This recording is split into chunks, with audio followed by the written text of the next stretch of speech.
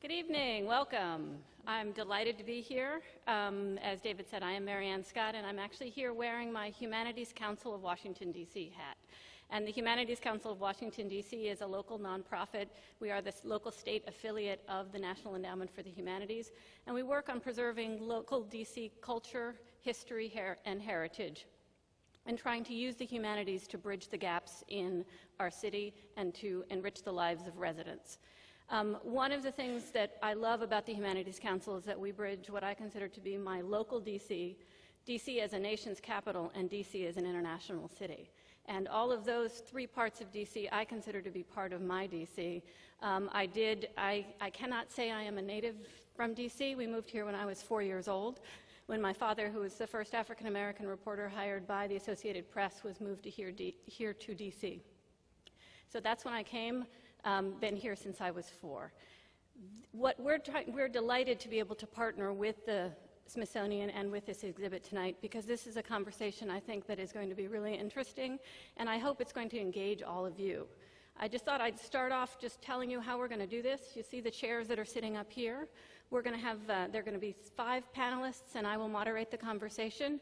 I'll be throwing questions out to the panelists to begin with, and then we're really going to open it up to you. There are 2 mic stands in the aisles, but there will be people who will be roaming around with the mics. So you'll need to just put up your hand, raise it around if you've got a question, and I hope that this will really be a conversation among us. We are filming this for the Humanities Council of Washington, D.C. for the authors of the book as well as for the Smithsonian, so you will be able to see it on the Humanities Council YouTube channel as well. So what I'd like to do is start actually with thinking about the exhibit as well as the book. How many of you have seen the exhibit? Good, about half the audience maybe. And if those of you who haven't seen it, please do go see it, as David said.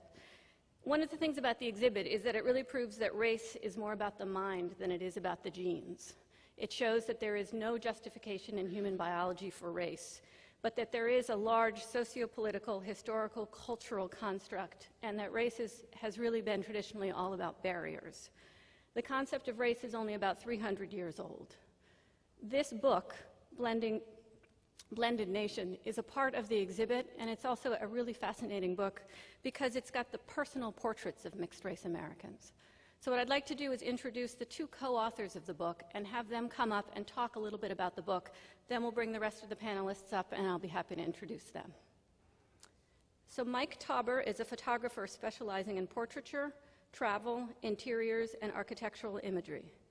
His career in photography was inspired by his study of anthropology and environmental science in college and in Tanzania, as well as a year-long trip around the world that he took to Africa, Asia, Australia, and the South Pacific after graduation.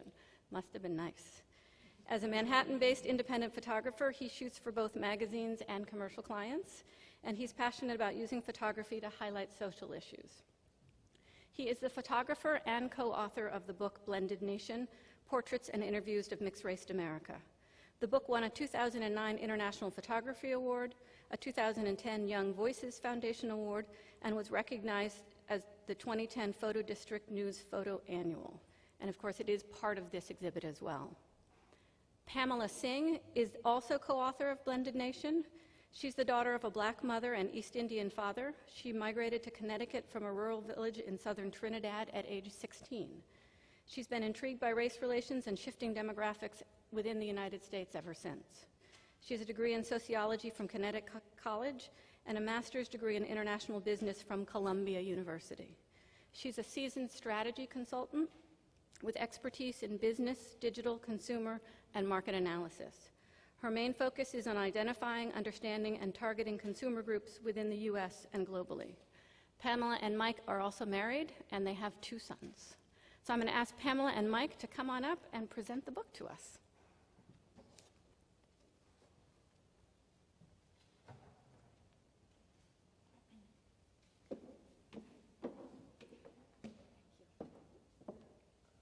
Thanks, Marianne.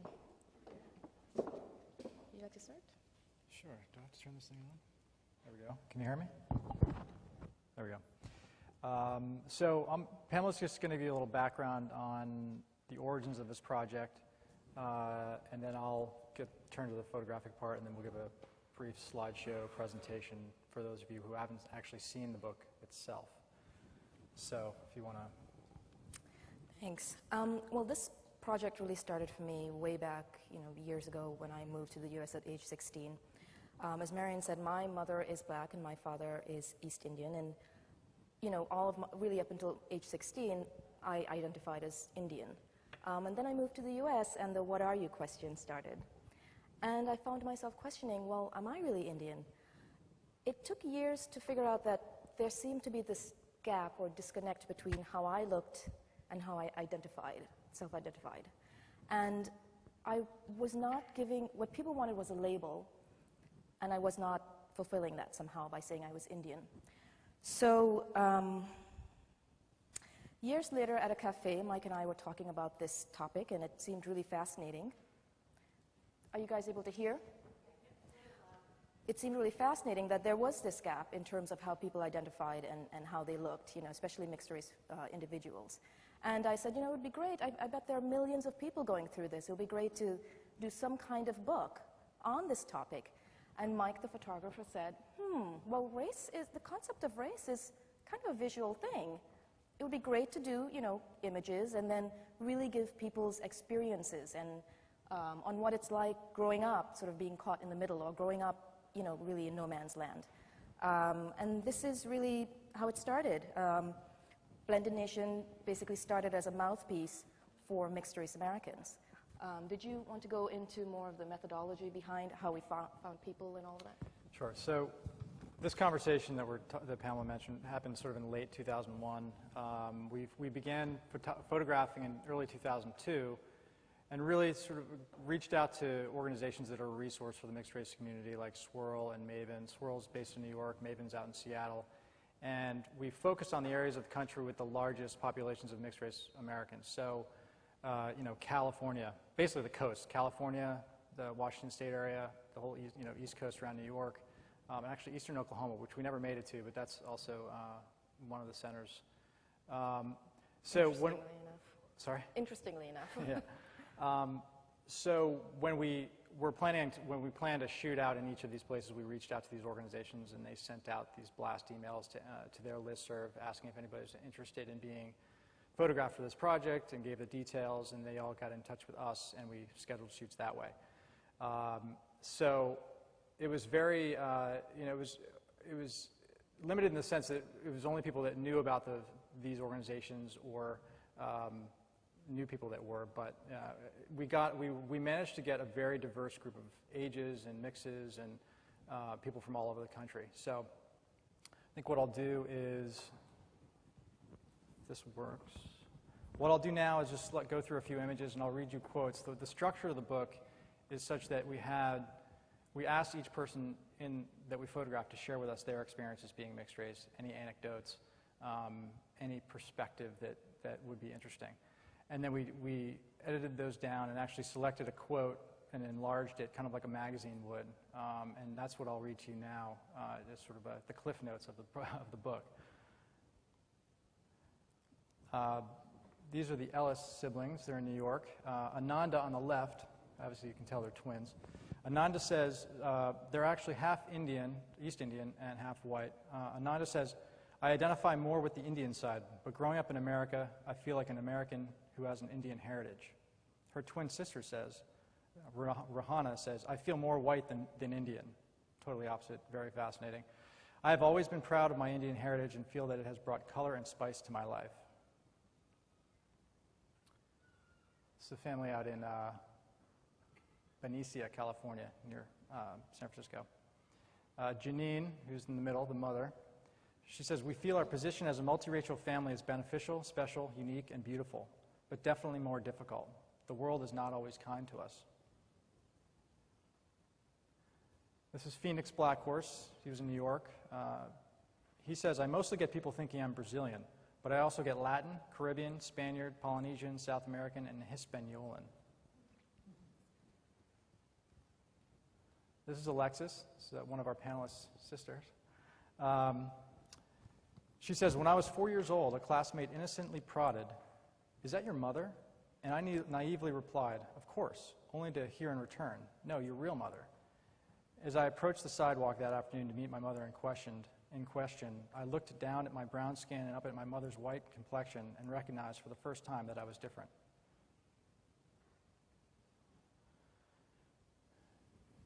Julia, who's standing, says, I identify with the diversity of my racial heritage. I'm the flavor of the month. I feel like chocolate. If I feel like chocolate, I'm chocolate. If I feel like cherry, I'm cherry. I indulge myself. I love being multiracial. These guys were out in Seattle. This is Brandon. I do see myself as being Korean. However, the part of me that has been most active socially and politically has been my African American heritage. Spiritually, I am Native. This is Bridget. My grandmother once told me to be sure to wear the turquoise jewelry she gave me so that people would know that I am an American Indian.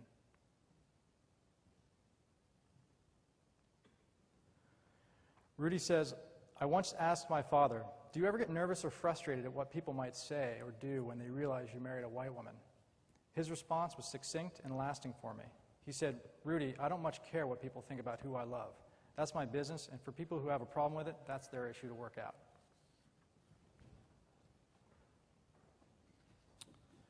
These guys were in Queens. Veronica, who's the woman seated behind her husband, says, we are always learning from each other and appreciate not only what makes us culturally different, but what makes us the same. This is Cheryl. Someone once said to her, you are what they call a bridger. You will be able to open and enter doors others cannot, and then hand over hand be able to bring them through behind you.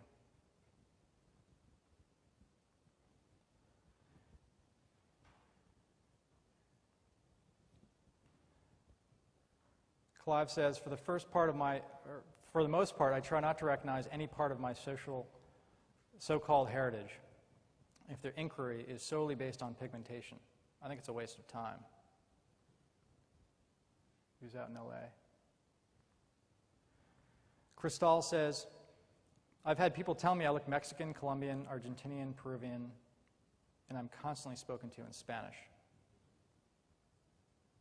She's half Asian, half white.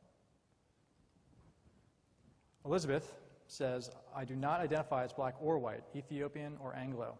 I am the duality integrated into one skin. I feel blessed. I feel that I understand a multitude of different experiences because I have two very distinct cultures living in my body. This is Heidi. I lived in a black neighborhood and was being raised by my white Danish immigrant mother. At home we spoke Danish, and outside of home I struggled to fit in with other black students, to fit into what was my community.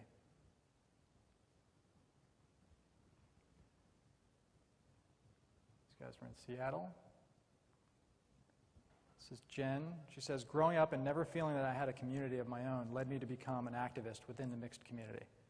It's the intricacies of living a mixed experience that tie me to other mixed people. Johanna, who's standing there with her parents, says, I find it really creepy when people talk about the increasing numbers of mixed-race people as some new enlightened group. We're not any better or any worse than anyone else.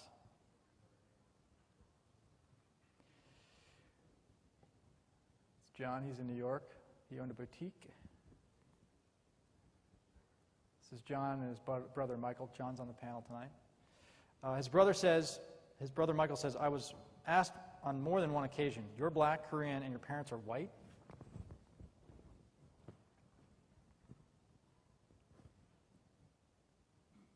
This is Jummy. She's in LA. This is Katie and her daughter. Katie says, most people think I'm Hispanic. She's part Sri Lankan and white, and her daughter's Sri Lankan, black, and white.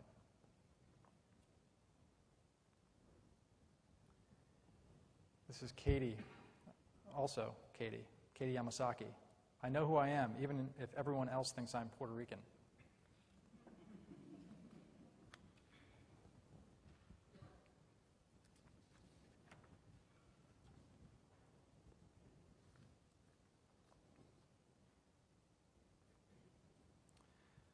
This is Keem. She says, I don't think I view myself as Caucasian instead of Asian. However, I do view myself as American as opposed to being Vietnamese. Lee Karen, who's seated, says, my family kept the fact that I was mixed hidden from me until well into my teens.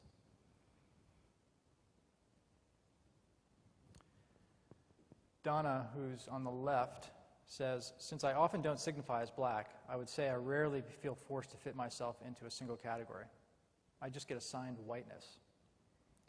Her sister, Kim, says, as adults, my parents shared some of the struggles they met, and I came to understand better their courage and the importance of being everything you are. Sometimes that's not easy, but denying who you are is always worse. Latanya says, I chose to join a Latina-founded multicultural sorority in college. I found that the culture I'd created for myself was a fusion that benefited from me not pigeonholing myself. Leilani says, my mother taught me to value all and treat everyone fair. My dad taught me that Samoans are the best and we're tough.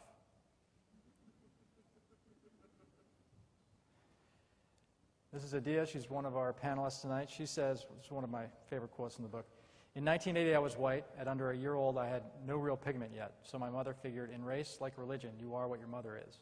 In 1990 I was black. And in 2000, thanks to a lot of lobbying, I was finally me, mixed. She's referring to the census. You didn't pick that up.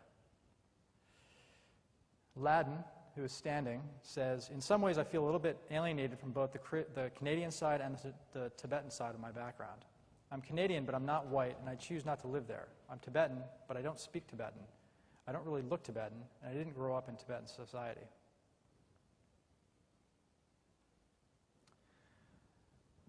Linda says, growing up in a small town in Delaware, I never associated myself with being Asian.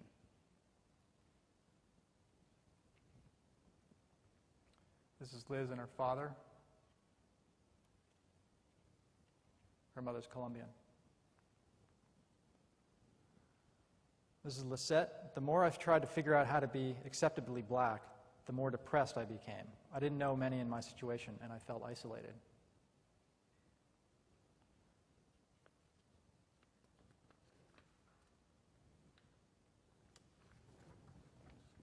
Lulu, she's in Seattle. Marika, she was also in Seattle. Victoria, who's seated on the left, says, my maternal grandparents were descendants of the native Micronesians that populated Guam and the Spaniards and Mexicans that sailed with Magellan centuries ago.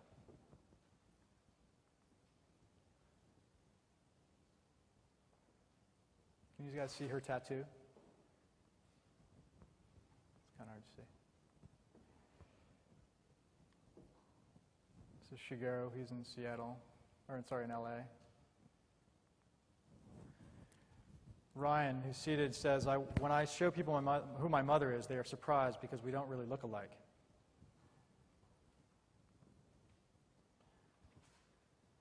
Whitney says, I've come to really appreciate the term person of color because I feel more at ease identifying as someone other than white than I do specifically with any of the parts of my mix. It's actually half black. Has red hair, long red hair. Tiffany says, society has played a role in my sense of racial identity because most people assume I'm Asian.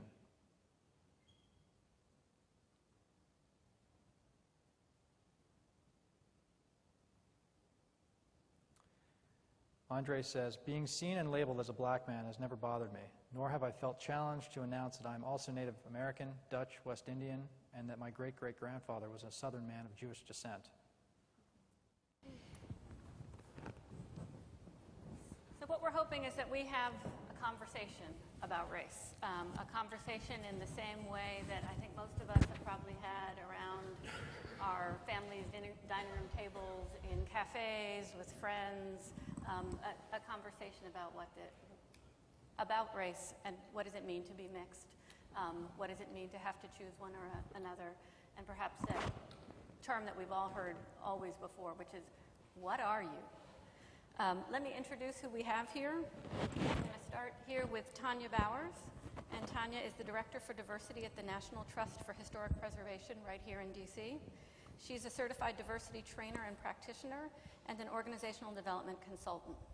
Tanya began her career working in urban planning and historic preservation in New York City government and has worked with the Anti-Defamations League, A World of Difference Institute, the Future Work Institute, the National Conference for Community and Justice, New York City Outward Bound, the Museum of Tolerance, and elsewhere. Her anti-bias work has taken her around the United States as well as to South Africa, and she graduated from Wesleyan University as an interdisciplinary urban studies major. She has a master's degree in psychology from Antioch University in Los Angeles, and she is the immediate past president of the board of the Jewish Multiracial Network. Thank you, Tanya, for being with us. I'm going to introduce to her right is Jonathan McBride. John is a special assistant at the White House. He majored in economics at Connecticut College and earned his MBA from the University of Pennsylvania's Wharton School. He started his career in finance at Goldman Sachs before co-founding Jungle Media Group, an award-winning media company. In 2006, Jungle Media was purchased by Universum, an international employer branding firm. And before joining the White House in 2009, John was Chief Strategy Officer for Universum. Thank you for being here. Adia Hogue, who, as Mike and Pamela mentioned, is in the book, and I'm sorry, John, of course, is also in the book. Adia is a field representative for the Baltimore Teachers Union. She taught in public schools for 8 years, and while teaching in the Long Beach Unified School District, became active in her local union. She served as her union steward for 5 years and was then elected delegate to the National Education Association Representative Assembly. She's a volunteer with the Maryland Special Olympics, and she's working on building a secondary school in Tanzania. She has a BA in History and Secondary Education from Smith and a Master's of Education Policy and Management from Harvard.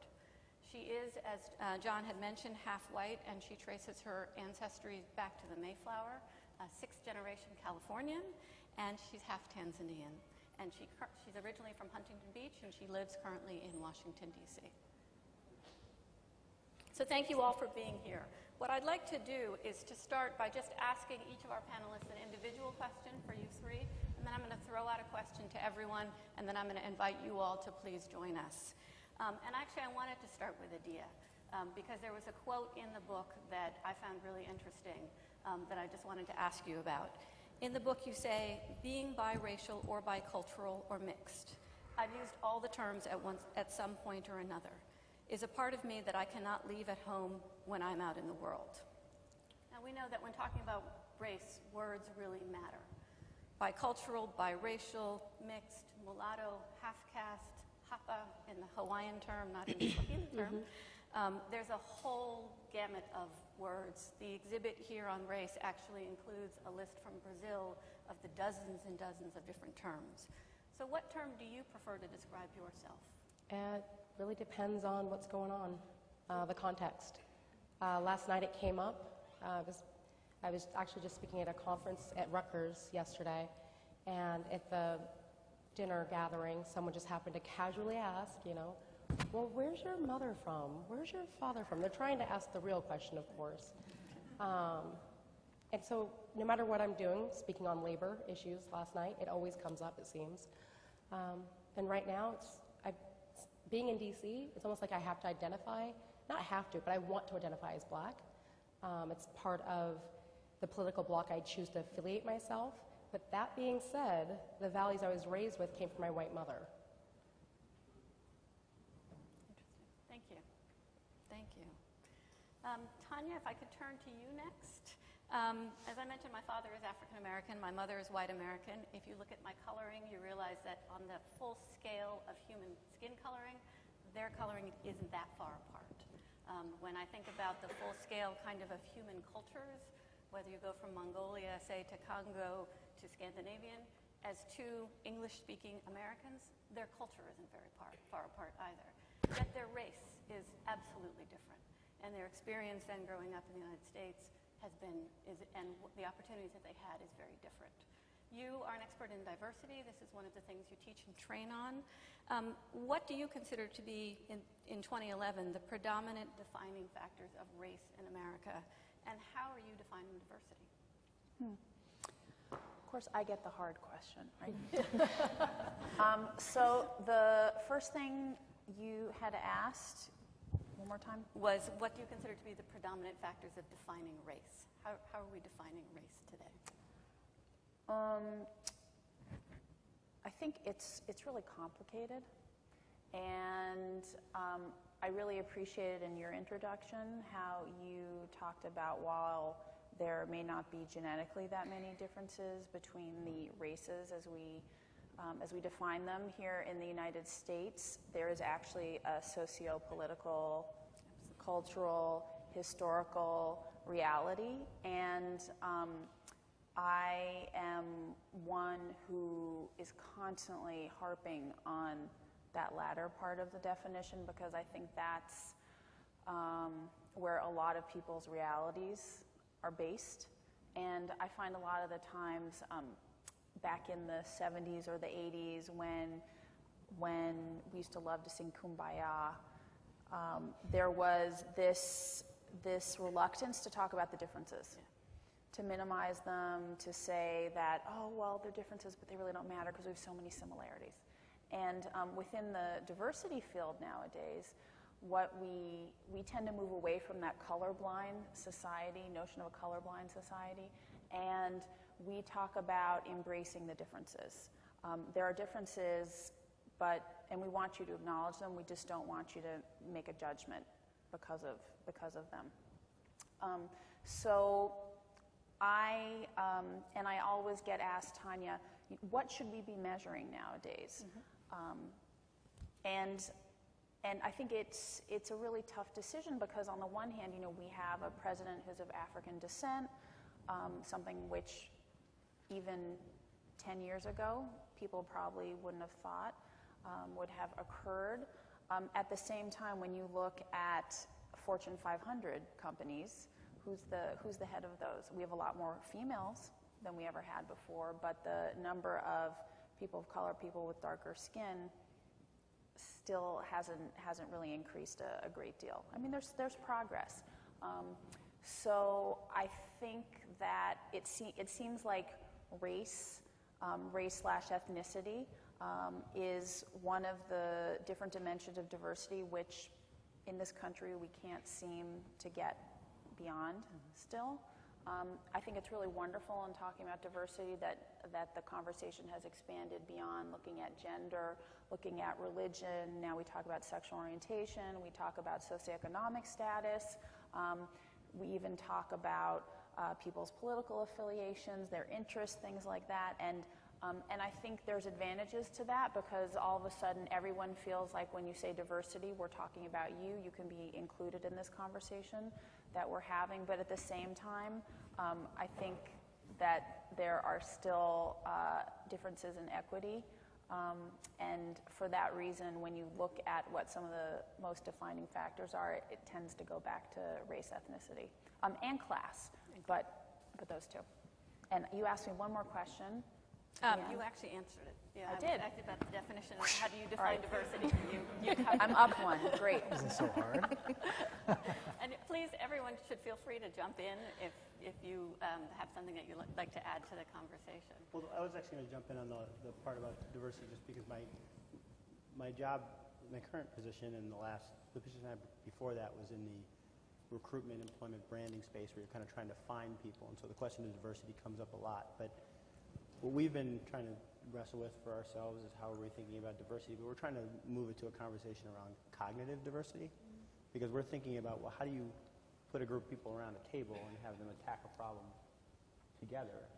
And for us, it's first how you think about assembling the group, which is one author I read talks about the Noah's Ark theory of diversity, where you have two of this and two of that, two of that.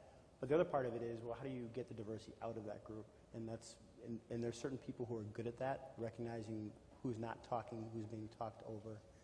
So we've actually, in my work, what's interesting is we've been actually focusing on this notion of cognitive diversity and how do you find that and how do you assemble groups for that, which is a very different thing. But what's interesting is when in my prior job I did a lot of research among young people around the globe in terms of how they thought about picking jobs and employers and places to work. And diversity comes up a lot in that conversation as well. And for that group, and I would say they're largely probably at this point 25 and under, so they're clearly millennials, they look at it very differently. And when you ask them what's unique or interesting or diverse about you, they start talking about personality traits. They go way past the conversation that we're probably going to have this evening, and they go to something totally and utterly different. And when they look at an advertisement for a company, and they're thinking about whether this place is diverse, they use words like creative, and just so their frame is just completely different. So that's just one thing I wanted to add. I think that's a hot topic that I hope we'll get questions on from the audience, because going towards cognitive diversity is something that I would hope that people would join in on that part of the conversation. But you come at this from a really kind of very different perspective even, I think, than the rest of us in terms of being raised in a family. Your parents are white. Your brother is half Korean, half African American. Correct. You're half Syrian, half African American. Right. How did you identify growing up? Can you hear me? Can you guys hear me clearly? You can't? Okay. Okay, I'll speak up. Okay, thank you. I won't repeat everything I said before. I will just keep going. So, yeah, I mean, my parents are both white. They had 2 white daughters. I was born in 1970. The reason that's significant is because for a lot of people who came through the civil rights movement, and as it started to flutter a bit in the late 60s and early 70s, there was this explosion of interracial adoptions in 69, 70, 71, before black social workers had a strong reaction to it and it slowed down. And I was a part of that. And they adopted me first, and then my brother from an orphanage in Korea. And as we mentioned, he's half Korean and half black. But we grew up in Milwaukee, Wisconsin, which during the 70s and 80s was the most hyper-segregated city in the United States for most of those years. It kind of competed with a couple other cities, but the point is it was a very segregated city. My identity was really that as an African American. I had no real strong tie or connection to my Syrian heritage. It had less to do with my family and more to do, I think your identity is largely fashioned outside the home in a lot of ways by the conflict or the frictions that you kind of experience. And in the 70s, in a Midwestern town, you were pretty much either white or black. Like, that was the basic conversation. There wasn't a lot of dialogue about other backgrounds and a lot of exploration of that. The lines seemed to be pretty clear around those 2 things. But the funny thing is, my oldest sister, who again is white, when we first moved to Milwaukee, we lived in a neighborhood where our neighborhood middle school was 80% African American. And our neighborhood high school was about 90% African American, and she attended both those schools. By the time she was 17, she had the identity of an African American girl or woman. All of her boyfriends were black, all of her friends were black, and she had this young brown brother who she took it upon herself to try and educate about blackness. And so she would, my white sister would take me to her drill team competitions, and she would make her boyfriend, Arnold Madison, who was like one of the best basketball players in the city, take me to his practices and to the barbershop on Saturdays with him to get his hair cut, to get exposed to this whole experience. And so my black identity is from my white sister in a lot of weird ways. I think that sums up extraordinarily well, kind of, for many of us, the different kinds of experiences and as you say, the tensions and the pressures that come to help us define who we are. There's a major concept that's in the exhibit that I think is also really kind of in the book, and that is that race is lived, that it's not a biological concept, it's really a lived concept. If you look at, there's a part of the exhibit that talks about how significant a factor it is in determining opportunity in the United States. So the accumulated wealth of the average white family in the U.S. is over 8 times that of a black family. Babies born to African American women die at a rate that is twice that of babies born to white women. Roughly 3 times as many Asian Americans have college degrees than Native Americans. These aren't genetic differences. There's no genetic differences there. They're really the result of lived experiences, those pressures, race and racism. And Dr. Alan Goodman, who is featured both in the exhibit as well as has an essay in your book, Mike and Pamela, ends the essay in the book with a question that I actually wanted to start with in terms of throwing it out to you all as a full panel. And that question is, he says, the question is not whether race is real, but in what ways do we make it our reality? So that's my question to you. In what ways does race make your reality? And I'll throw it open to anyone on the panel. Well, my brother and I talked about this actually when we were preparing for the shoot. And it's funny because we didn't talk, up until this point, we hadn't talked all that much about it, which is kind of interesting. But, growing up, if you've read the president's book and you've heard about his kind of journey and his description of having always felt somewhat of at an advantage, having come from all these different cultures and being able to kind of operate in that in-between space between the different groups or definitions, that's something I completely relate to. I don't remember ever thinking that I was at a disadvantage. I remember as my earliest thoughts being that I had somewhat of an edge on everybody else on some level because I could kind of glide between these worlds. But that was completely created by, I think, my family and by people around me because there's, a million people would have grown up with my background in different contexts and had very different experiences. And so I think a lot of it is created in our own mind and kind of how we carry ourselves. There are realities that are going to push you one direction or the other, but in my case, I kept coming back to that kind of that own personal reality. Is that, and I'm going to ask this to Pamela and to Mike, though, is John's experience generational as much as it could be his own family in terms of that older generations? As Adi, I think you said or John, you said black or white. That was it. That you were only one of these two things. Particularly in older generations, black meant an incredible spectrum of colors, an incredible spectrum of different different tones, and yet it was all part of one culture. So, do you find that John's experience would be something that maybe is unique to his that came from his family, or is that also the fact that he was raised in the 70s after the Civil Rights Movement and it started?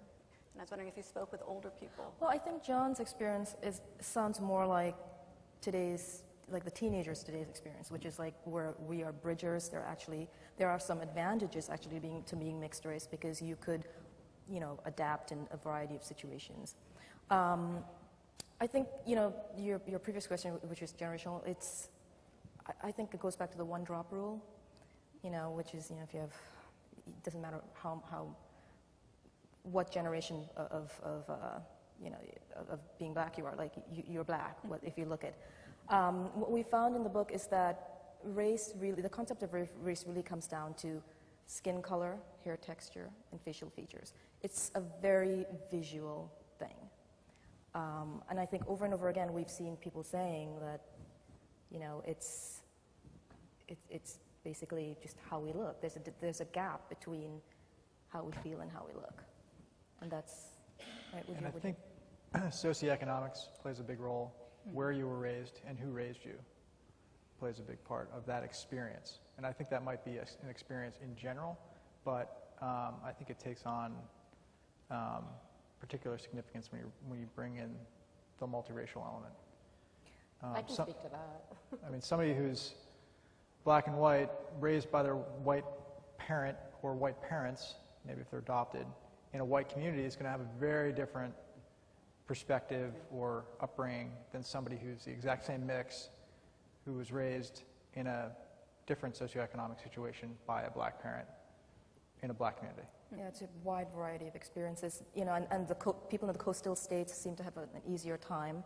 The half Asian, half white seem to have an easier time than half black, half white. I mean, it's the different combinations are also, yeah. Well, I grew up coastal. I grew up in Huntington Beach, blocked from the Pacific Ocean, and it didn't make my life any easier. It made it harder in some ways. I was the other. There was no black and white. It was a lot of white kids, a few Asian kids, and then me. I was like the only, if you look at all my elementary school pictures, basically it wasn't until high school that there was another black student on the campus that I wasn't related to. Because my sister, of course, is only 2 years behind me. So I guess I can relate to all the stories here, absolutely. In Barack Obama's autobiography, as well as Kinship, which was written by Philippe Wamba, also resonated with me for different reasons, because they both have like that sense of you're American and you're African, which makes, so I like to say I'm African American, but sometimes I say I'm American, the inverse, because it seems to apply better and makes people sort of question what it is. When you say it, you're American African. Yeah, Yeah. just to sometimes, it depends what mood I'm in. And if I want to, be playful about it, and how open or closed off I feel that particular day, and how much time I have to spend answering people's questions. But it didn't make it any easier. It made it much harder growing up in a very white community that's predominantly Republican, that's predominantly very much about identifying with Gidget and the surfer culture. My high school had a surf team. And I identify with those things, but people, when I go back home twice a year to see family and friends, and people treat me like a tourist. And mind you, my mother's last name is Hogue, and Hogue Hospital, Newport Beach, is a distant relative, and I get treated like an outsider. And it used to really irk me 10 years ago, and now I'm kind of used to it, but it's like one of those things that I'll always be the other. I think this environmental thing is really important because I don't think my parents could have done it anywhere. They chose to move into a neighborhood at the same time as a lot of other people. We had openly gay couples, we had Hasidic Jews, we had other biracial families, we had other adopted families, all in a 4-block kind of, utopia where you had this going on, and they actively sought out things like the Open Door Society, which is a society of adoptive families that tended to be at that time cross-racial.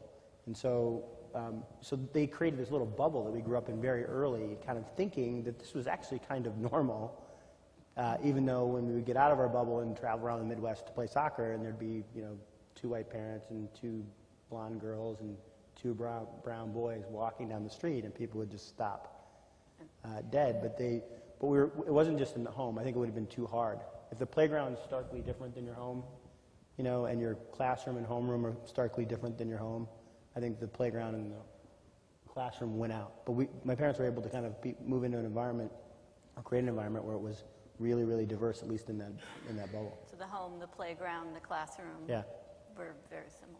Yeah, and I've done a lot of organizing within the interracial community over the last 20 plus years, and I've noticed that it is very complicated. It's complex. I think there are a lot of different factors that play into how one identifies. Even when you're looking at our panel here, all of us except you, Mike, are of African descent in some way. Even though, there's Caribbean, there's some African, there's African American, there's some adopted element in there. And I think all of those impact how one identifies as Black or African American.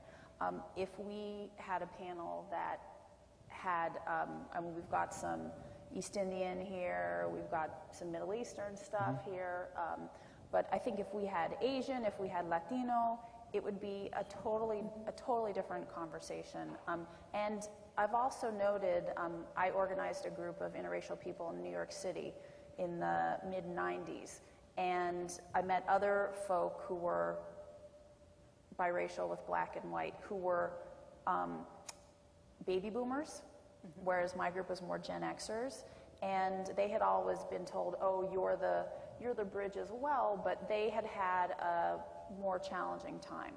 I think for the Gen Xers, our experience depended on a number of factors, whether we were in a big city, whether our parents had strove to create an interracial positive environment with a lot of diversity, whether we were all alone. But it's, in my experience, the Gen Ys, and I think this rings true with a lot of Gen Ys, these are generalizations, mind you, that a lot of them, as you were saying, don't necessarily see their racial identity as being quite as defining as I think those of us who might have grown up in more civil rights context would have.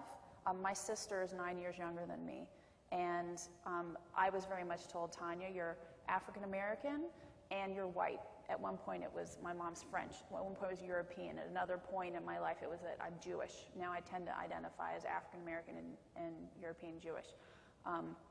My sister just considers herself an artist.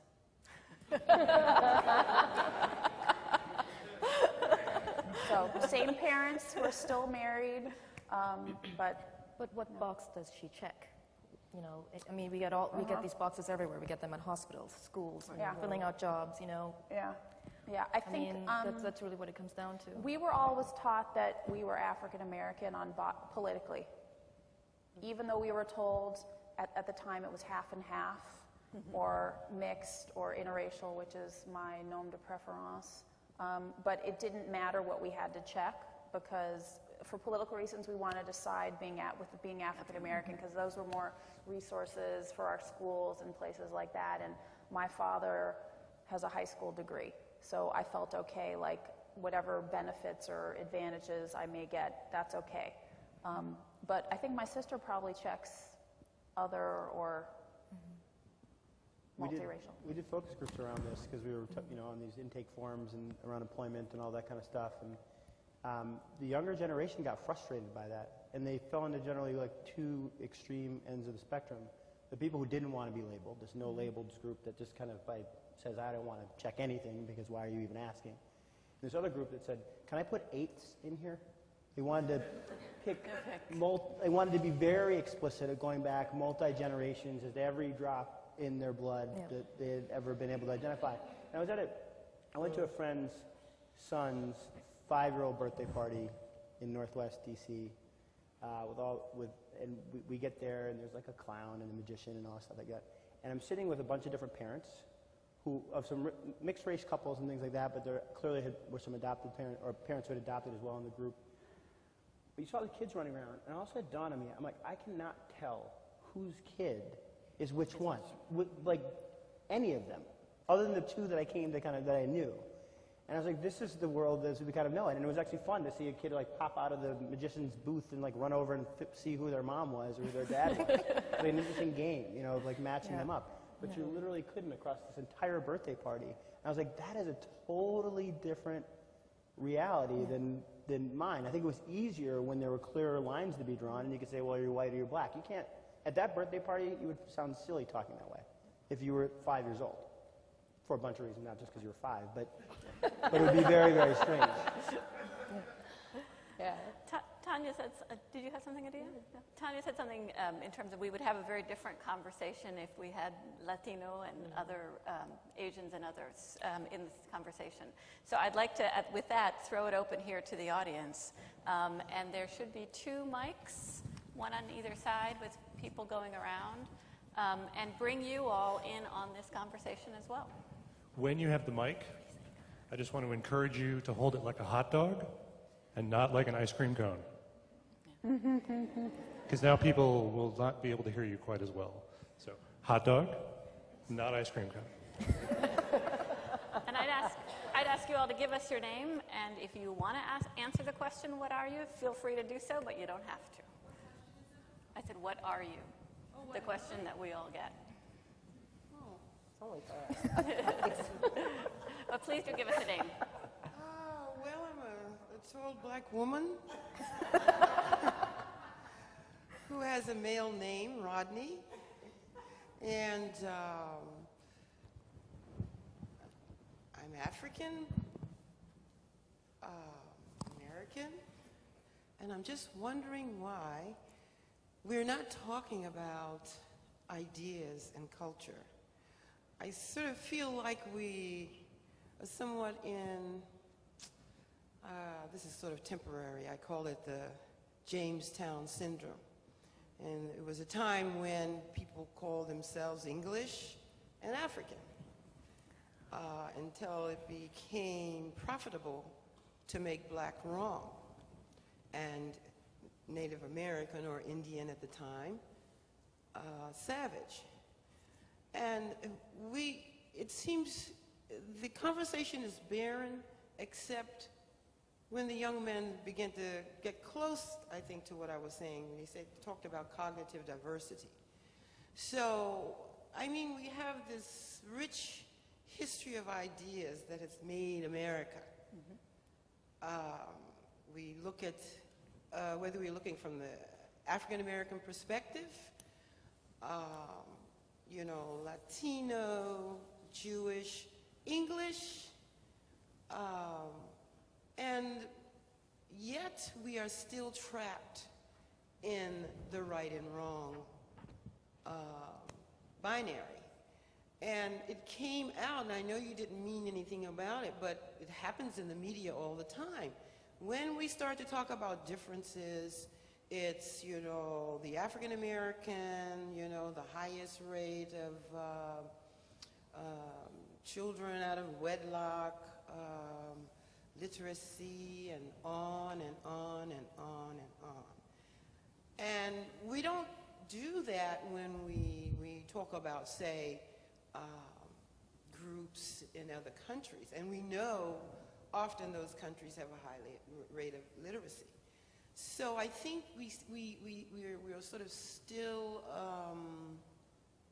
we all are, we're still sort of infected with this notion of black wrong, white right. And I don't care how many ways you twist, invert, reverse the binary. We're not going to get beyond our misunderstanding of our cultural richness until we begin to see that this is a very problematic construct, and you know, no one's going to get away with asserting themselves as being in some sort of color range hierarchy. Thank you. Thank you. Let me go ahead and throw that one out to you, panel. That's, I think, a very interesting point. Are we still trapped in right and wrong? When I threw the statistics out, which are the statistics here from the exhibit, one of the things that the exhibit points out is how privilege and barriers, opportunity and adversary, often come from race. And the way people identify as race, that race is still very much socioeconomic in this country, and it has an impact as well on health. So that is the facts about the way race plays out in the other realms here. So does that trap us still in right and wrong? Are we still trapped there? Absolutely. In some degrees, I would say, yeah. I mean, you can't say it doesn't exist when it does. I mean, my mother made a very conscious choice to bring us up where she did because she found Section 8 housing in Huntington Beach, which is rare, and she found it, and she was on a waiting list forever. But that afforded my sister and I to go to excellent public schools, which led to Smith and Yale and Harvard and NYU Law School for her. And that gave us opportunities we wouldn't have had otherwise. We were situationally poor, which gave my mother the know-how of how to work the system. Just some bad, unfortunate events just happened. That's just the way it is.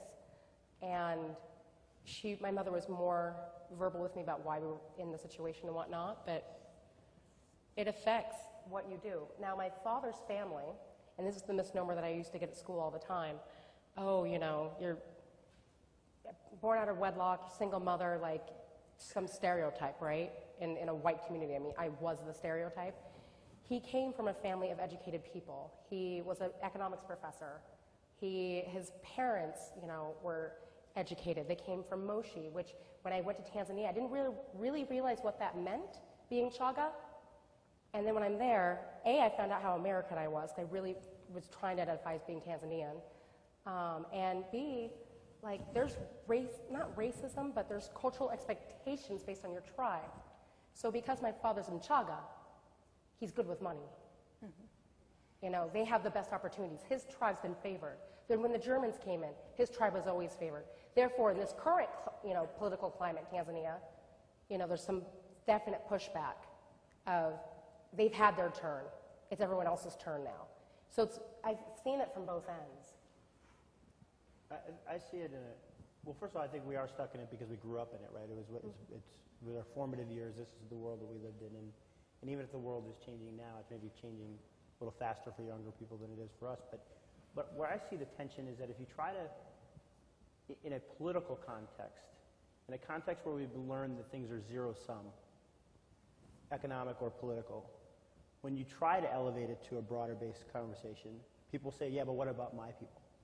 Like the pressure from the outside, and we actually impose this pressure as a group. They want to know that African Americans are getting appropriate treatment here, and Latinos and Hispanics are getting appropriate treatment here. And then if you want to have a larger conversation around diversity or broad-based outcomes and all those types of things, for people who've grown up believing that the pie is only so big, and that conversation means we all get less, and I need to hold you accountable for people who look like me, or we are not going to get ahead. That's the only way to create a constituency and hold you accountable. We fall back into that all the time, and we fight that tension regularly, because we actually would like to have the conversation, but all the people we're talking to have been trained, understandably, entirely understandably, to say, yeah, but what about people who look like me? You have to prove that something's going better for these people. So you're saying that conversation, in a sense, kind of what Rodney was saying, that should be at this higher level about all of the diversity of a background that each of us has as an American, and then get into the... But the groups that make that up become, when it comes about politics and economics, they ask the question, they first want you to answer the question, well, yeah, but are you carving things out for people who look like me? They want to delve the conversation back down into individual groups, and they press you to think that way. Well, I have the perspective of someone who didn't grow up here. You know, when the British decided to leave Trinidad and they, you know, it became an independent colony, what they did differently from, you know, the French or the Portuguese was that they put the former slaves, or the blacks, they trained them how to run the country, and they put them in power. So in Trinidad, there's a situation of you want to be black because they're the wealthy ones. You know, being Indian is actually, you know, not as advantageous. I think that's changing quite a bit. So then, you know, when I landed here at age 16, it was quite a shock to see that reversed, you know, and I think it's got to be tough growing up here. And, you know, for me, it was tough coming in and not being raised with that armor to protect myself, you know, against racism or the questions and all of that. And so I think it's entirely socioeconomic, you know, in my situation, I think. Yeah. Any other questions from the audience? I think if we can get a mic over here. Did you have one? Pamela, and yet you said you self-identified as Indian. Yes. So to grow up in a society where the African population was in power and control, and yet you opted to be Indian, what informed your decision? Well,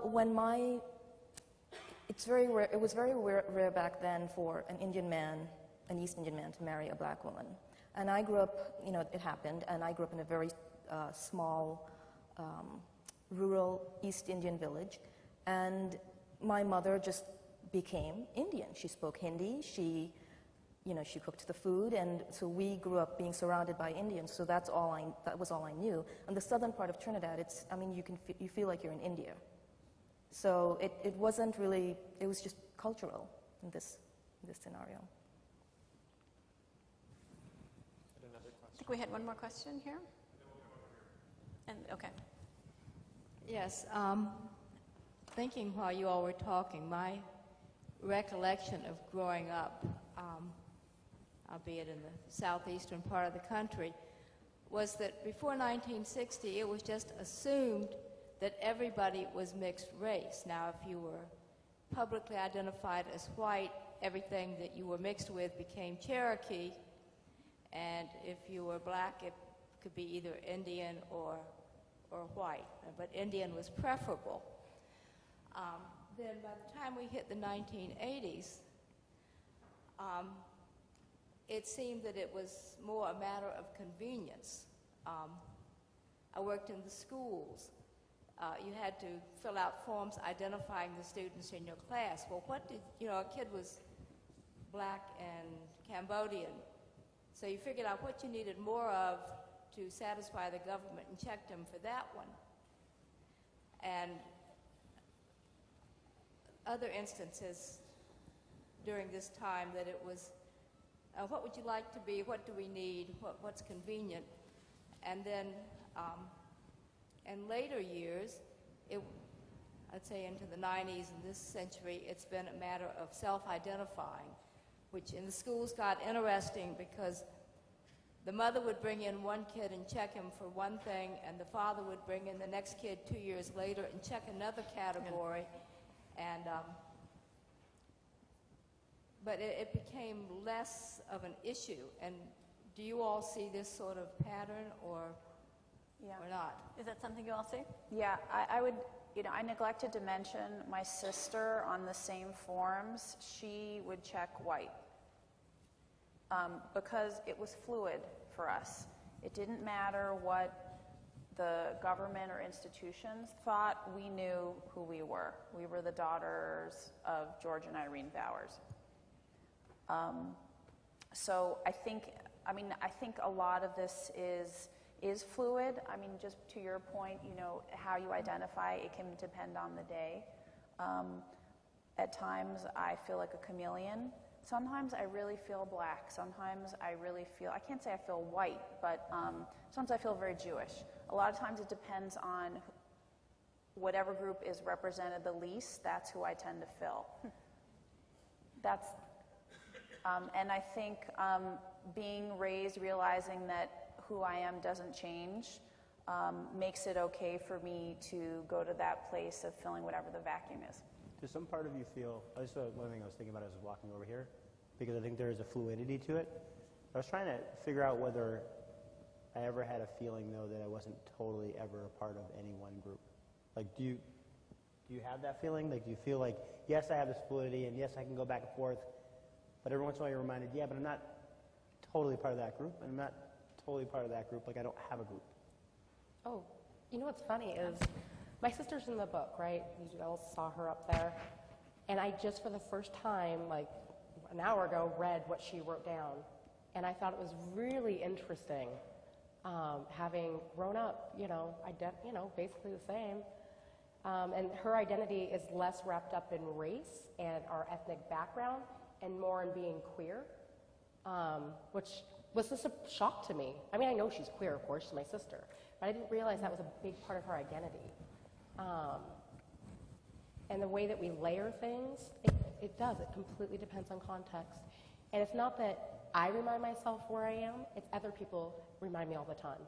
And she wrote about that in her passage a lot. You don't think about it until someone makes you think about it as a kid. It's when that kid tells you, oh, you're adopted. Will you stop lying? Just tell me you're adopted already. That's when you're confronted and have to think about it. I never thought about it. It didn't matter. My mom was my mom, my dad was my dad. Like, he would come back to school night and people would be like, why are you bringing your grandfather here? That was the bigger deal, was the fact he was so old because he was born in 1931. Not that, anything else was the matter, but it's not something I think about unless I'm confronted with it. I agree with that. I think a lot of it is developed, again, in friction, like when you're challenged or you're forced to identify in those situations. And I think that's, going back to the question or the comment about ideas, I think that's why things are changing, because of the internet and because of social media, people are gathering not in lunchrooms with people who look like them because it's comfortable when they're in 6th grade. They're gathering around ideas in virtual spaces where they can't see each other. And they're huddling and having conversations and finding people who think the way they think, like the music that they like, enjoy the art that they like. And so they're building these affiliations based on a totally different set of things that potentially could just be about people's ideas and beliefs and thoughts, because they may never meet. But John, I want to go back to one thing that you a question you raised. Do you ever feel like you're not enough or you don't totally belong? And I have those feelings just as many times as I feel like, oh, I absolutely do belong. Mm-hmm. And I think part of the reason why I ended up organizing this group when I was out of college in New York was because when I was in college, I was a part of we called ourselves I-Pride, Interracial Pride. And that was so helpful at this time in my life when I was figuring out who I was. Mm-hmm. We were all coming into adulthood. And then I got to New York, which is such a diverse place, and I was getting a lot of the questions, what are you, and trying to figure out, maybe I want to hang out with the Dominicans and Puerto Ricans, which everyone thinks I am anyway. Ditto. And I wanted to have a place where I could talk about these things, where it would make me feel like, oh, this is normal. It is okay that I'm constantly having these questions go through my mind time and time again. And I think I've just come to accept that that's part of life. I think a lot of people struggle with those parts of their identity regardless of what their racial, ethnic background is. Like, do I really fit in this place or that place? I think because we happen to be interracial or multiracial, that gets thrown on us.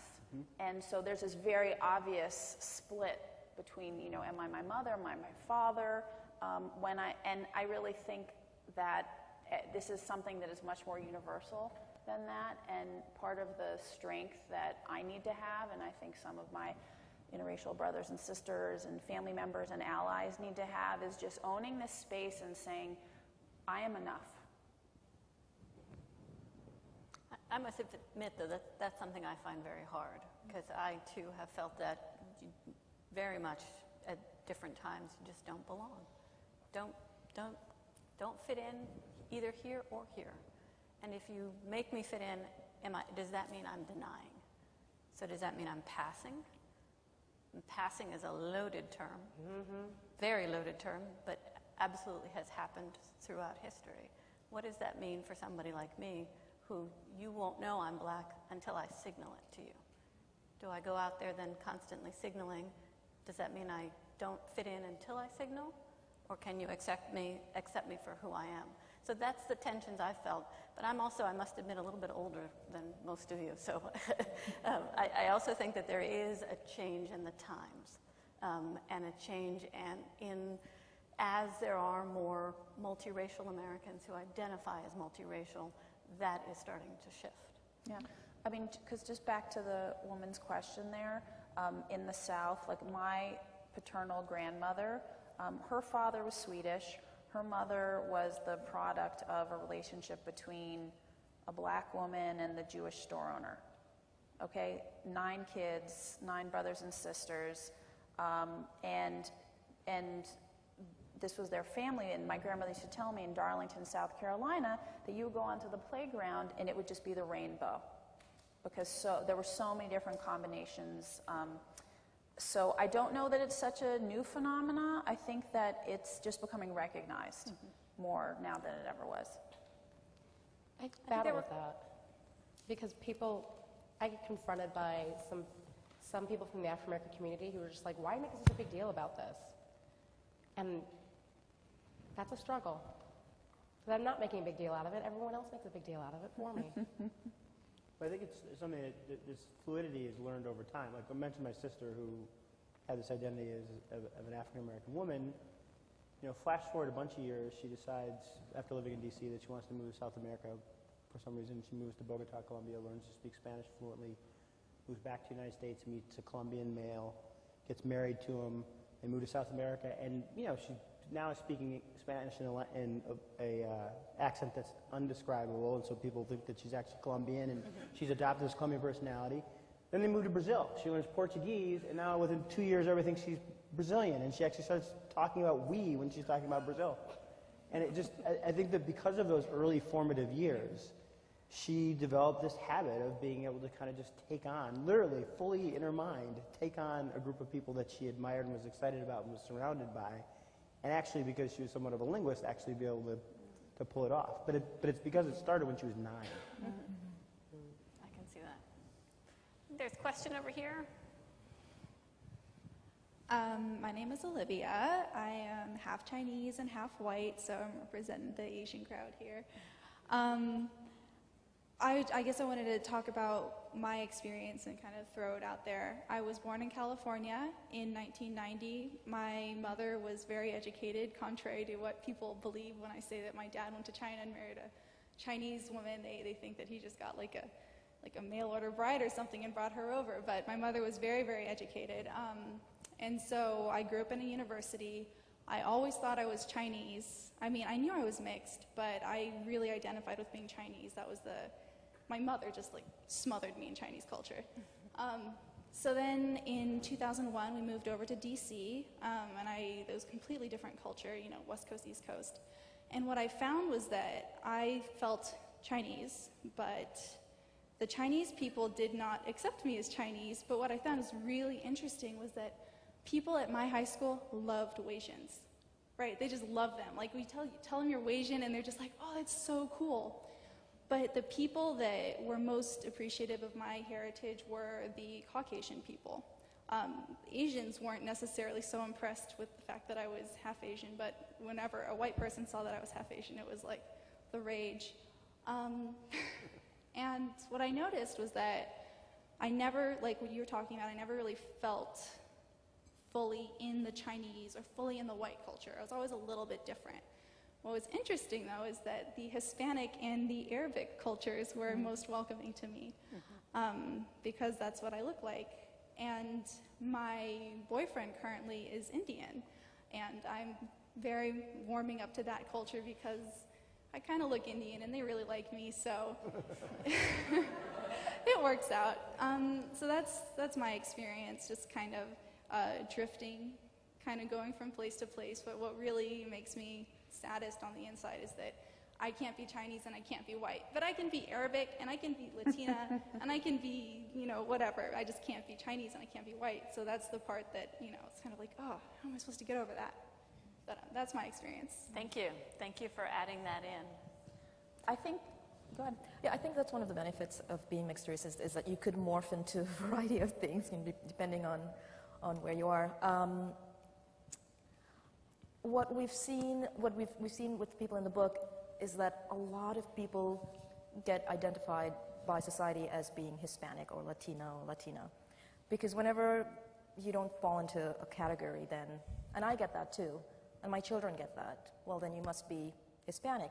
The thing is, you can be Hispanic or Latina, and you can be all of these, because that's ethnicity, but then you can be black and be Mexican or Puerto Rican, you can be white and be Puerto Rican, you can be mixed race and be Puerto Rican. So there's this muddling of race, ethnicity, nationality. Even on a 2010 census, they mixed in nationality with race. And so it's all kind of like this amorphous, nebulous concept, and I don't see it really ever getting defined, because you can't define it. But that's where I think self-definition becomes a key part of this, because my story, you made me think of something that I hadn't thought of in a long, long time, which is when I was 16 years old. When I was 16 years old, I got to go to this Inroads event, which is it's an organization that takes kids in high school who are largely African-American, a lot of Hispanics, Latinos as well, and puts them in career counseling sessions and gets them jobs and things like that. And we went on this Midwestern Inroads retreat. And we went to this campus, and I was around thousands of black kids, of African-American kids. That was it. It was all African-Americans, and there were thousands of us over a weekend. And I remember feeling this palpable and discernible sense of excitement and belonging. And then on the third day, we were sitting around one night talking out on the stoop in front of the dorm, and somebody made one of the comments, offhanded comments about me being an Oreo and so on and so forth. And I remember, I had been called all kinds of things on the playground, only about 10% of which were accurate growing up. And all of those things, even the ones that were accurate, never bothered me. Like, it actually didn't really bother me. But not being included among those African-American kids at that moment cut so deep to the bone. And that's when I realized that I really had taken this. I thought I was African-American. Like, I'd assumed that this was the one place of all places that I would be comfortable, and yet even in that group, I couldn't. And I remember that being I remember being really upset about that for quite some time. Sorry. So, it goes back to self-identity. I do wonder where is it going to end up? Is the definition of race, is it going to be what you think you are? So our president is mixed race, but in the census, he said he's black. Okay, so who are we to argue with that? So is it self-identity? Is it going in the direction of nationality, such as the 2010 census, which, there are all these Asian countries? Or are we going in the direction of Brazil, which is based on skin color? Those are like the three different things going on. Well, I wanted to talk about one of the points that you had just raised. You felt like with white people, that was the group that was most accepting, embracing, excited about who you were. And I have had that experience. I think growing up, I pretty much once I left New York City, then I lived in Los Angeles and Beverly Hills, and it was majority white. And everybody loved me because I think I was safe for them. I was black, but I wasn't too black. You know, I had the skin color privilege. My hair was a little curly, but it wasn't like kinky. I think our experience when you're interracial and you're part white is very different when you're interracial and you're not part white. And one thing in my own story that I learned for me was that I hide with white people. And for me, as I got older, and I think this is true for a lot of African American kids who may be raised in white environments, there's a certain phase when we need to really feel black, and we might take on a militant identity, and this is who I am. Because society in so many ways tells us that it's bad to be a black person, and you know, we struggle with internalizing it, as I think, you know, whatever your targeted group is, whatever isn't the majority. And so for me to totally come into myself, I had to really befriend my black side. That was really important. You know, maybe you can translate this to your own stuff. And I even notice nowadays that, like, if I'm hanging out, like I talk about being really fluid, I feel like sometimes, you know, if I hang out with my white friends a lot, which is really easy and comfortable, they aren't necessarily seeing me entirely. How could they? Because they don't have this experience. They may empathize, but they don't have this experience of what it's like to not be white. And so I always have to check myself and make sure, I'm like, oh, Tanya, okay, now you got to go hang out with some people of color. And I know it sounds really messed up, but, and my therapist and I talk a lot about how, you know, the me inside doesn't change. I bring, you know, Tanya, who's black and who's Jewish, and who's white and all these things, you know, wherever I go. So that doesn't change, and I need to remember that. But sometimes I just need to give myself a reality check and make sure I'm not slipping, because it's really easy for me to. It can be too easy to go there, and that's not where I want to be. Not that there's nothing wrong with white people. I'm just saying. I'm going to take one more question. I think you in the back there had your hand up for quite a while. Can we get a mic over here? We'd love to give you a mic. Yeah, he was before you, but anyway.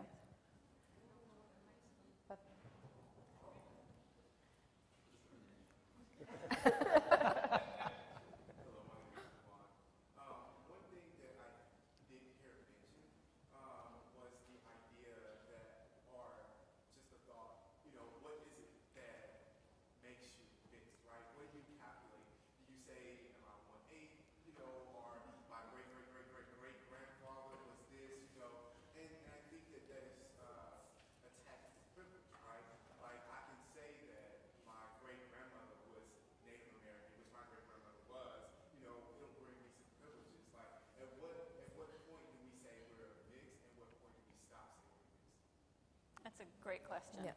I'd actually like to start with that one, and then I'll... That was something we really had to sit down and hash out before we shot this book, because, you know, like in Trinidad, or if you go to Brazil, like, everybody's mixed, you know. I am 1/12 of this, and you know, and you can really, there's a long list of things. I know with African Americans, a lot of them are mixed, you know, and they still identify as African American.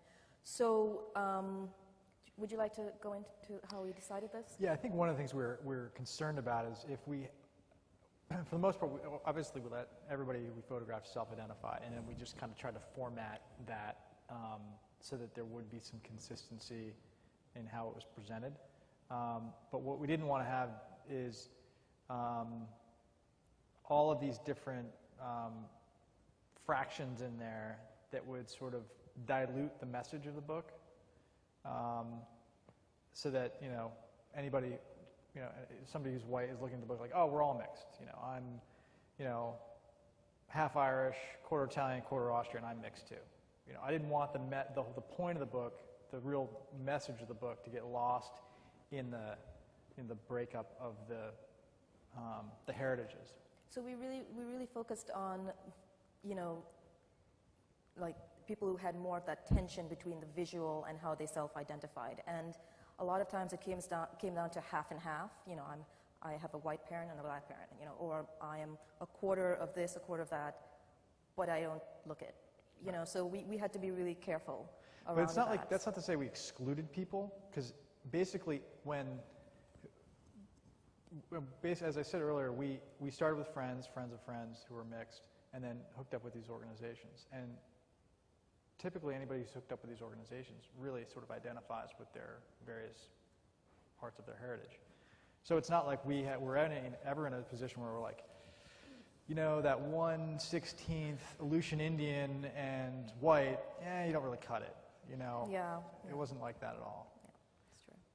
I think your question is fabulous because it speaks to how ridiculous a lot of this is. Because, you know, maybe today in 2011, we're saying we're mixed, we're multiracial, we're interracial, but like if you'd asked us 30 years ago, you know, would we have had the privilege of being able to say, I'm this thing? People would have laughed as they say, heck no, you're a black man, or you're a Hispanic woman, whatever it is. And I like looking at the math that you all might have been trying to do when you figure out who, you know, what are the criteria, who qualifies to go into this and not go into this. I think that's where you realize like how insane this is, that we're trying to figure this out. If you feel that you want to talk about your Native American heritage, you should have every right to be able to do that. I know in the organizing that I did in the early 2000s, I was working with young people, and we would break into groups according to what your affinity was racially, ethnically. And a lot of kids would come in and they say, well, I have a great-grandparent who's this, I have a this, da-da-da.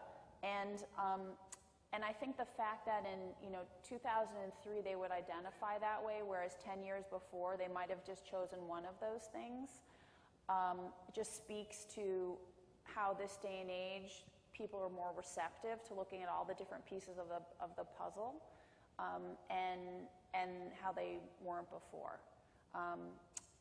But at the same time, I think for those of us who may have one immediate parent who is different than what the other immediate parent, we may feel the need, it may be a little bit more pressing because it comes up in our everyday reality of, you know, whose family are you going to go to for which holidays and what forms are you going to check. And I think the problem is when we start deciding, well, it's okay to include you, but it's not okay to include you.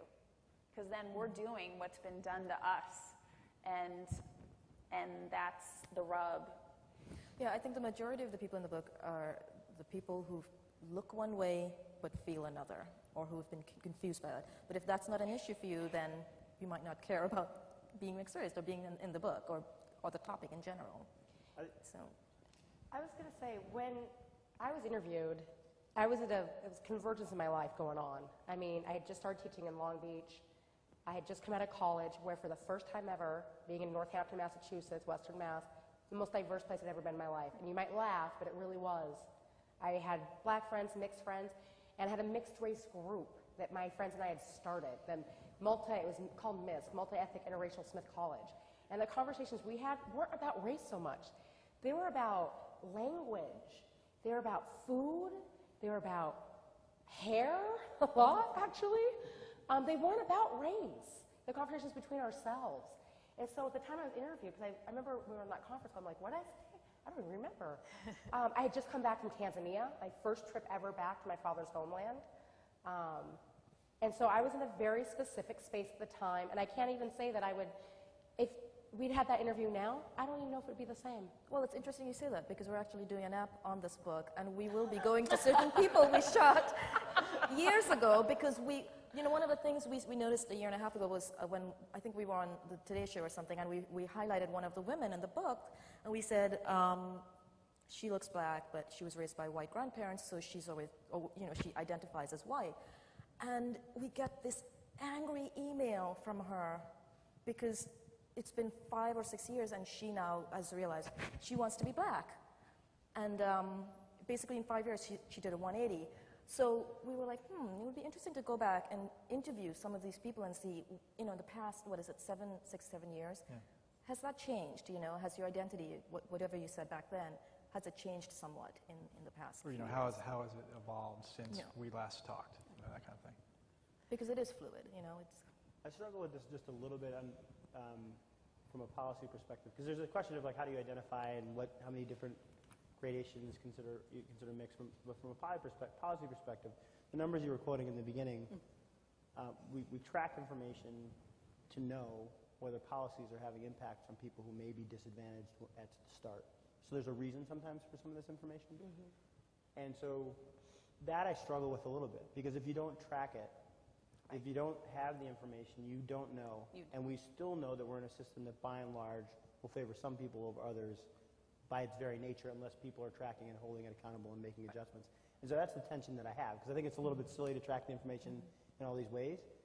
But the part of me who's African American and male knows that if you're African American male in the United States, you come out of the womb with distinct disadvantages, and that we're only marginally making progress in improving that. And if we're not tracking it, we will never know, and we probably won't make progress. So I kind of, I don't know, I wrestle with it. Right. It's that issue of advantage and disadvantage and the history of race in this country. We're actually right at the end here. We're going to continue out in the hall for a book signing with Pamela and Mike. So I just wanted to throw one final question to you two as parents. And that is in terms of what do you hope for your children? Well, I will end with a little story about my children. I have a 5-year-old and a 3-year-old, 2 boys. Earlier this year, my then 4.5-year-old, I was putting him to bed, and he looked at me and he said, "Mommy, why are you black and Daddy's white?" And now we have not really talked. I mean, culturally, they spend time with my family and with Mike's family, but I haven't really gotten into the topics of race because I just figured they're young. So, he's looking at Mike and he looks at me, and I said, well, my son looks very Indian. He looks like a Bollywood movie star, a mini one.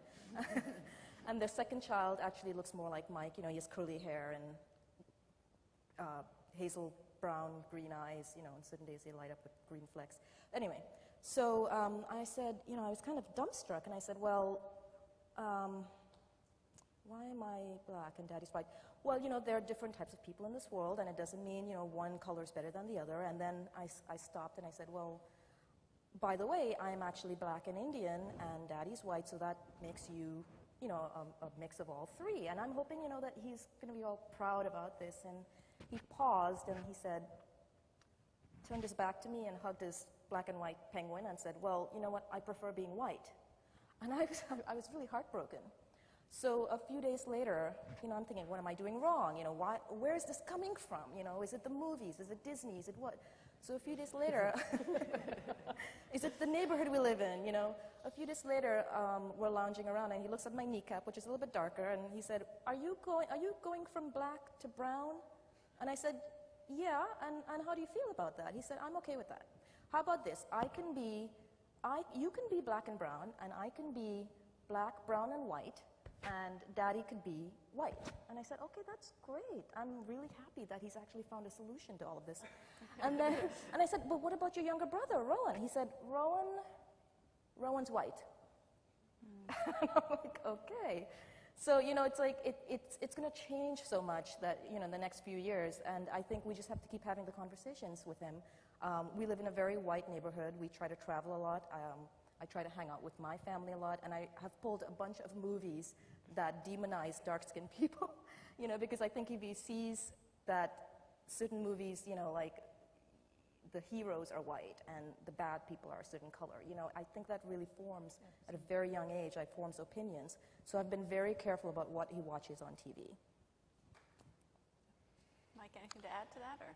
Well, I mean, it's certainly been, this is my roadmap, basically, for raising mixed-race kids. I don't think if I had ever done a project like this, it would be a total gray area for me. Even being in an interracial relationship is a challenging thing. So, that's always a daily thing, because you're trying to get a sense of your partner's perspective on certain things, and when you introduce not only skin color but culture and background, it really makes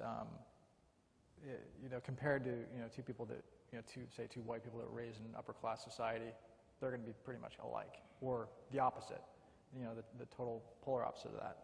So I think it's a day-to-day thing, having them be aware of sort of where they come from. And it's a cultural thing, as I said, too, and we want the kids to have a connection to the Trinidad culture. And the only way to do that is to, have them periodically or as much as possible surrounded by your family members. I think, things are changing a lot in that his generation will have a much larger group of mixed-race people. But I think it really comes back to what we all said. It really depends on where you're growing up. I mean, your parents were very cognizant, and maybe because they were psychologists, they were very careful about integrating you guys, despite where you lived, into different groups of, into different types of groups so that you can feel comfortable. The suburbs of Connecticut, it's been tough for us, and that's something that we have to think about. We are the only ones, we're the only mixed-race people really within, a few miles of, our kids are the only mixed-race kids at their schools. So that's something we really need to consider in all of this. And I'm pretty much oblivious because, I didn't grow up, I grew up in the suburbs of Connecticut, and racism was never really a consideration, never really came up against it. So you pick up on things that I'm like, no, come on. And you're like, no. And then I'll start to pay attention to that particular thing. I'm like, you're right. So it's these subtleties. And that, talking about race and talking about racism are related, but not kind of what we're focusing on. But it's still, it's something that's gotten so subtle, and this is a whole other panel discussion, I think, but it's gotten so subtle that it really takes a lot of concentration and focus to really see them when they come up, and that's how, you're much better at that than I am at this point. Well, you have a heightened kind of awareness, as we all know. So. We are actually out of time. We're a little bit past out of time, and we do want to have a chance for people to get books and have them signed. So we have, what I heard here was a lot of other conversations that we can, and I would hope at some point would be having. But I'd really like to thank you all for participating, to Mike and Pamela on the book, to Adia, John, and Tanya for being up here as panelists. Thanks to all of you as well for being here and being part of this. David LaCroix and Yolanda Alcorta, who put this together, thank you very much. And I just want to say happy birthday to my mom. It's her birthday today. So.